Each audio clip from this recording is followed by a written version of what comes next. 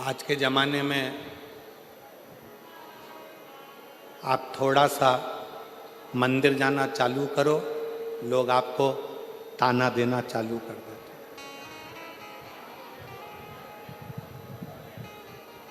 ये चली सती सावित्री, ताना देते।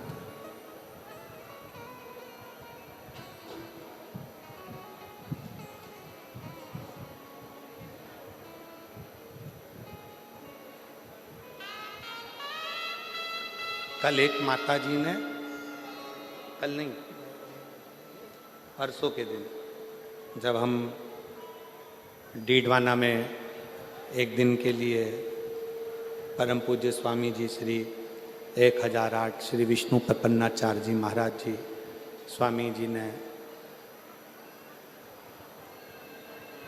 शीतलकुंड बालाजी का दर्शन करने के लिए निमंत्रण दिया, वहाँ पहुँचे। एक माता जी ने एक बहुत अच्छा प्रश्न किया, बहुत अच्छा प्रश्न कि गुरुजी,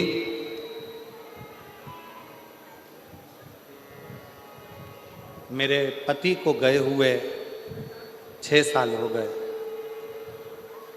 क्या मैं शिव जी के मंदिर में जाकर शंकर को जल चढ़ाऊं तो कोई बुरी बात है, कोई गलत है?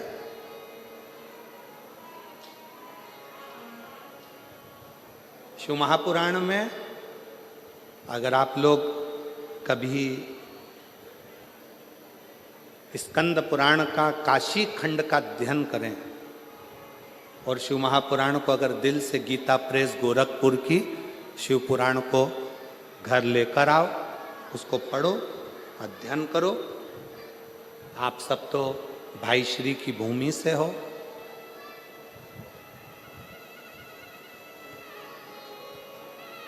भाई श्री हनुमान प्रसाद जी पोद्दार जी की जन्मस्थली से। गीता प्रेस गोरखपुर की शिव पुराण को लाकर हिंदी के अंक का अध्ययन करो।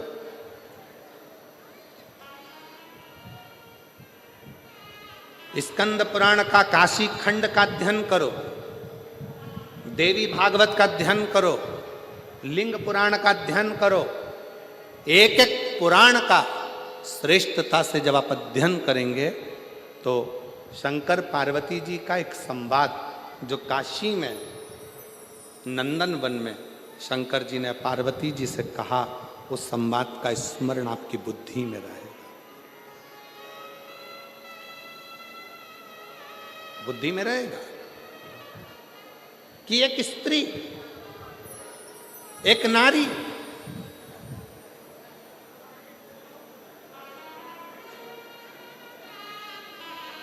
उसका पति अगर चले गया है और पुत्र यदि जीवित है तो वो नारी यज्ञ, तप, अनुष्ठान, दान, पुण्य, व्रत, भजन, कीर्तन, अर्चना, आराधना सब करेगी और उसका पुण्य पूरे परिवार को, कुटुंब को प्राप्त होता है।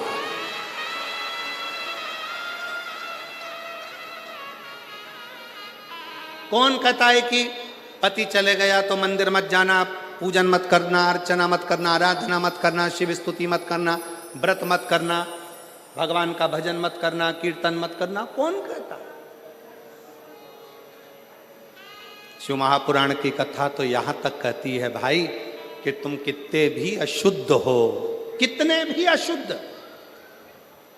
पापों से घिरे हुए हो, पाप कर्म से लिप्त हो, कितने भी अशुद्ध हो, फिर भी भगवान का नाम लेने में कोई पाप नहीं लगता।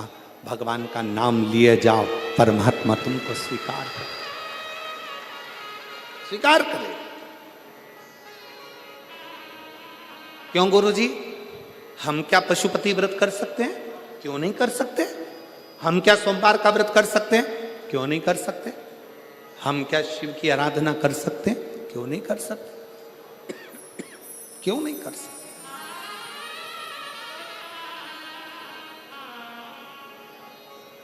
सुनो, आराधना, अर्चना, स्मरण, शिव की भक्ति कभी खाली ना जाए, कभी।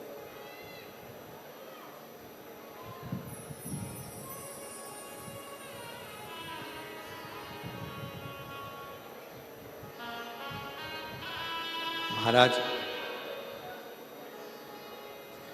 हंसने वाले और डसने वाले ये दोनों बहुत मिलेंगे। जम के बोलो, कौन कौन? आवाज नहीं आई है, जरा दमदारी से बोलो। हंसने वाले और डसने वाले ये बहुत मिलेंगे। आप शंकर जी के मंदिर में जाना चालू करोगे, शिव जी का भजन करना प्रारंभ करोगे, शिव भक्ति करना प्रारंभ करोगे, आप भजन कीर्तन में ज़्यादा डूबने लगोगे तो हंसने वाले बहुत मिलेंगे। हंसेंगे, ताना कसेंगे, अपशब्द बोलेंगे, गालियां देंगे, आड़ा टेढ़ा बोलेंगे। और जब ये हंसते हंसते तुम्हारे पर ताना कसते कसते थक जाएंगे और तुम शिव जी की कृपा से भोलेनाथ तुम्हारा हाथ पकड़कर तुम्हें उन्नति की सीढ़ी पर चढ़ा देंगे, तो ये डसना प्रारंभ कर दो।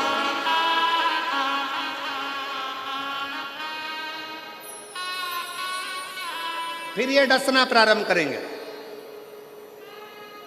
कैसे चोट पहुंचाई जाए, कैसे तकलीफ दी जाए, कैसे कष्ट दिया जाए, फिर ये धीरे धीरे डसना प्रारंभ। एक पत्र है, देखिए।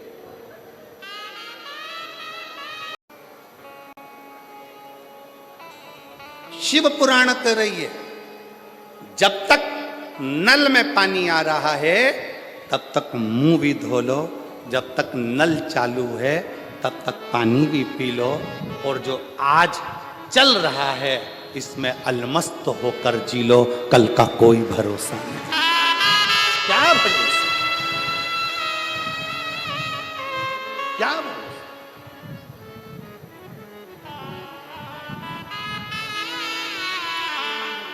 हर पल, हर घड़ी, हर क्षण शंकर भगवान की कथा कर रही है। भगवान शिव माता पार्वती जी से करे, पार्वती जी कलिकाल में, कलयुग में आपका संशय है।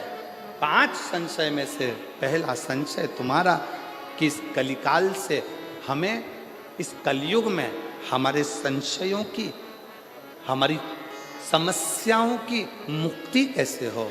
तो कहा केवल कथा हमारे संशय को समाप्त कर देती है।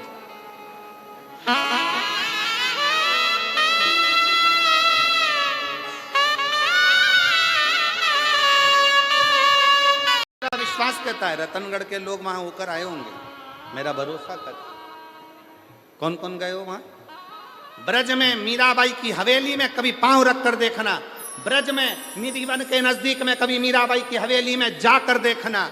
मीराबाई की हवेली में जब आप जाओगे, सीढ़ी चढ़कर जब आप उसकी हवेली में, मीराबाई की हवेली में जब पहुंचोगे, आपको ऐसा लगेगा कि पास में से कोई गिरधर, कोई कृष्ण, कोई पुकारता हुआ आ रहा है और हमसे मिलकर जा रहा है, मिलकर।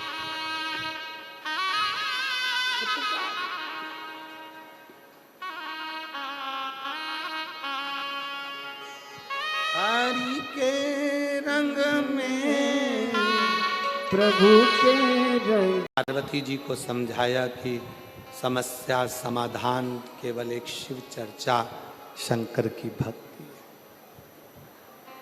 कोई तुमसे कहे कि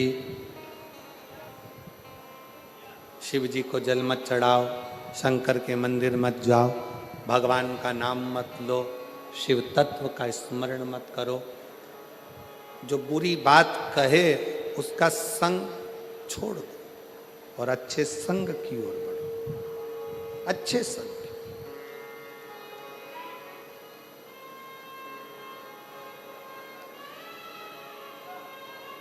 कथा के शुरू में कहा था कि संत, साधु, गुरु, तपस्वी, साधक, उपासक जब ये हमारे करीब में रहते हैं तो हम इनको समझ नहीं पाते, जब ये चले जाते हैं तब स्मरण में आता है कि ये कुछ है,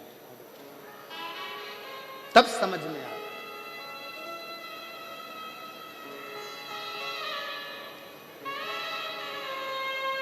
ऋचा शर्मा,